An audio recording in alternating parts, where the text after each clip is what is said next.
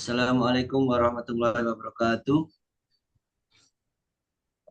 Eh, Perkenalkan, kami dari kelompok 7 akan mempresentasikan tentang dampak tekanan suhu rendah terhadap tanah dan tanaman.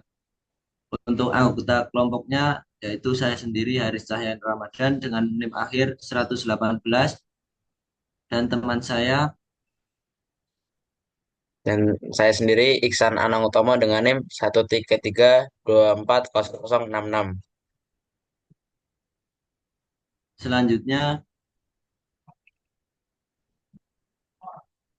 untuk latar belakangnya sendiri yaitu eh, suhu merupakan faktor penting dalam pertumbuhan tanaman. Suhu rendah juga dapat menurunkan aktivitas enzim serta aktivitas fotosintesis pada tanaman dan juga aktivitas metabolismenya. Eh, Suhu rendah juga dapat berdampak pada tanah, yaitu menyebabkan aktivitas mikroorganisme menurun karena mati, dan juga dapat mengurangi unsur hara di dalam tanah.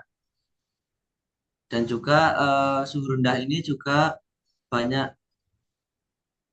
tanaman tropis sulit beradaptasi pada suhu tersebut.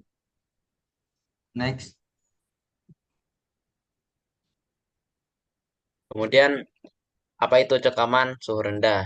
Jadi, suhu rendah atau cold stress adalah suhu di bawah batas optimum tanaman yang itu di bawah atau rendah. Dibagi menjadi dua jenis, yaitu ada ceiling stress dengan nilai 0 sampai 15 derajat Celcius. Itu dengan nilai segitu dampaknya tidak sampai membeku.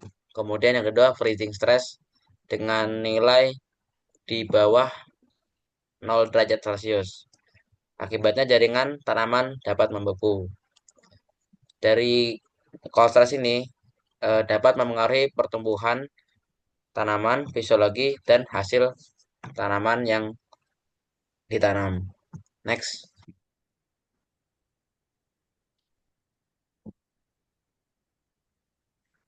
Selanjutnya yaitu dampak suhu rendah terhadap tanaman. Eh, Dampak suhu rendah terhadap tanaman yaitu yang pertama dapat menurunkan fotosintesis pada tanaman. Ini karena sumber mataharinya berkurang karena tanaman tersebut membeku. Dan yang lainnya, yang kedua yaitu enzim metabolis dapat melemah. Yang ketiga yaitu membran sel menjadi kaku karena pembekuan karena suhu dingin tersebut. Yang keempat yaitu air sulit diserap oleh akar karena airnya tersebut juga membeku menjadi es. Yang kelima yaitu gejala-gejalanya dari suhu rendah pada tanaman yaitu layu, habis itu klorosis, terus tanaman menjadi kerdil, nekrosis, dan tanaman dapat gagal berbunga. Next. Kemudian dampak suhu rendah terhadap tanaman. Yang pertama yaitu aktivitas mikroba tanah turun drastis. Ini disebabkan oleh eh, suhu rendah mengakibatkan mereka susah untuk hidup. Kemudian dekomposisi bahan organik melambat. Ini juga disebabkan sudah dijelaskan sebelumnya. Mineral ini juga disebabkan dari bahan organik yang terdekomposisinya itu terhambat. Tanah menjadi lebih padat. Nah, kalau yang ini tuh dikarenakan kebekuan yang terjadi di dalam tanah. Terus yang terakhir menyebabkan kekeringan fisiologis pada tanaman. Jadi kalau tanah itu membeku maka air yang ada di dalam tanah itu juga akan membeku sehingga kebutuhan air pada tanaman itu berkurang mengakibatkan kekeringan fisiologis. Next.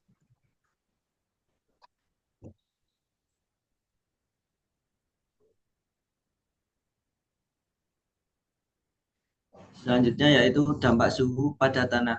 Jadi untuk dampaknya sendiri yaitu enzim pada tanah dapat melambat karena nutrisi unsur haranya tidak tersedia karena tanah tersebut membeku dan juga airnya juga membeku.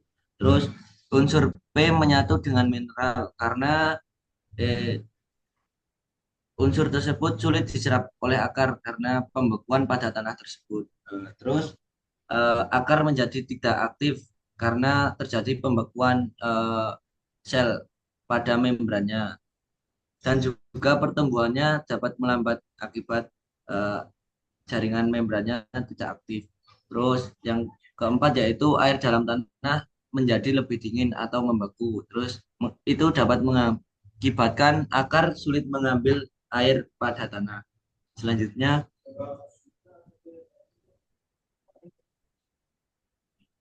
Interaksi suhu dan tanaman. Akar adalah organ pertama yang terkena dampak suhu rendah. Jadi karena kekeringan, karena pembukuan ini terjadi di tanah, maka dampak organ yang pertama itu akar dalam penyerapannya bakal terhambat. Air tersedia tapi tidak diserap. Ini dikarenakan air di dalam tanah itu membeku, jadi sulit untuk diserap, mengakibatkan kekeringan fisiologis. Kemudian diperburuk oleh angin dingin.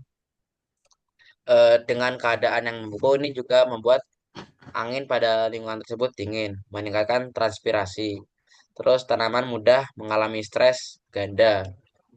Yang pertama karena airnya itu sudah sulit didapatkan, kemudian karena keadaannya itu dingin, diperburuk dengan dinginnya tanah.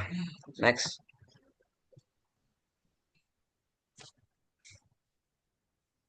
selanjutnya yaitu mekanisme pertahanan pada jaringan tanaman. Yang pertama yaitu dapat dengan meningkatkan akumulasi gula atau protein sebagai anti beku alami.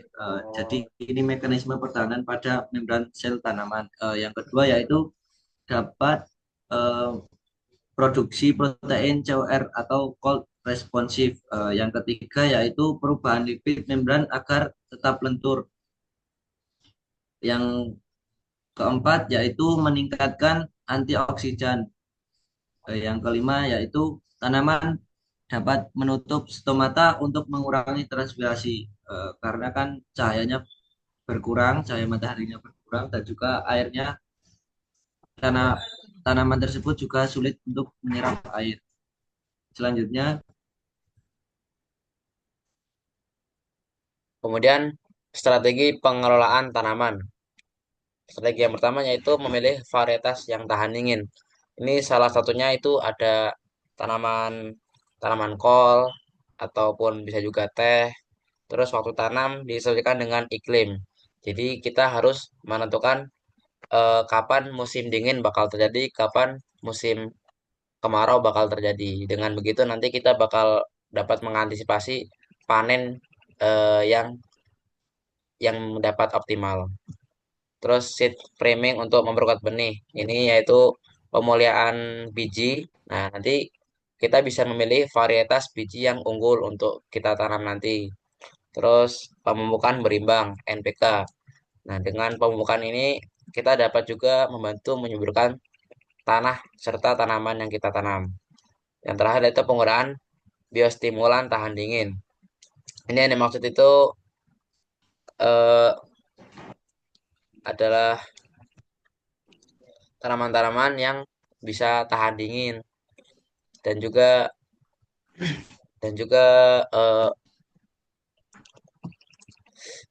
ekosistem yang bisa tahan dingin. Contohnya itu juga dari serangga-serangganya yang bisa tahan dingin sehingga membantu untuk penyerbukan tanaman serta menjaga tanaman tersebut untuk tetap tumbuh.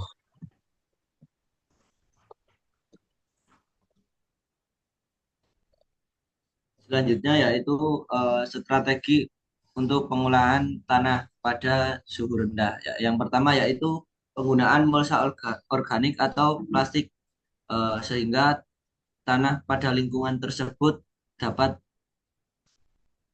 dinaikkan suhunya karena ditutup dengan mulsa atau plastik.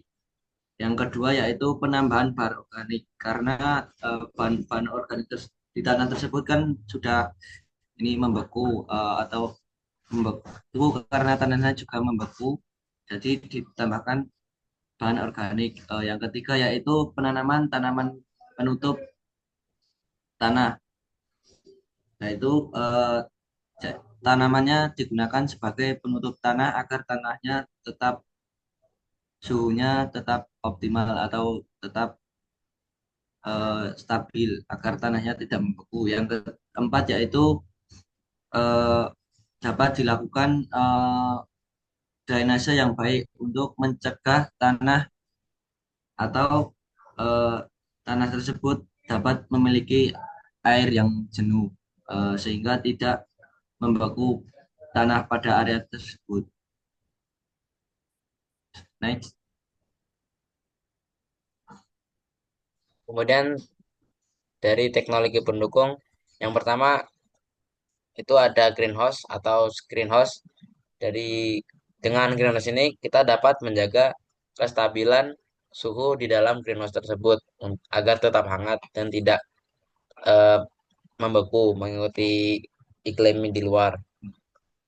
Kemudian ada sistem irigasi anti frost, sprinkler kabut, yaitu kita dapat melakukan pengairan yang tetap terjaga airnya agar tidak terlalu dingin bahkan tidak beku. Terus pemanasan sederhana di lahan sensitif.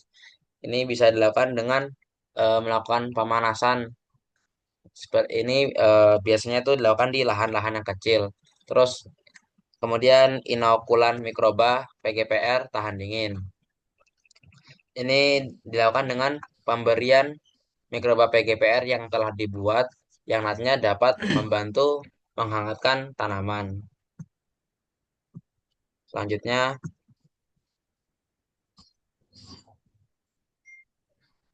Selanjutnya yaitu kesimpulan.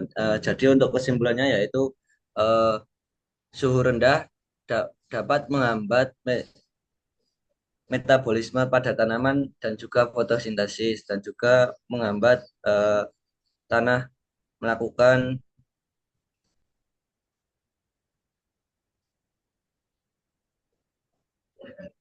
yang kedua yaitu suhu tanah rendah dapat menurunkan mikroba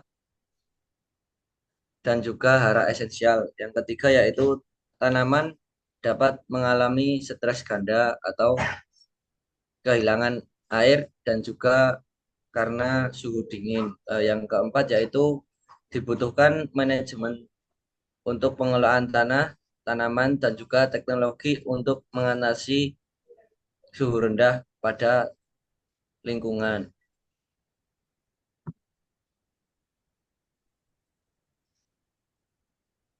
Sekian presentasi dari kelompok kami. Wassalamualaikum warahmatullahi wabarakatuh. Waalaikumsalam warahmatullahi wabarakatuh.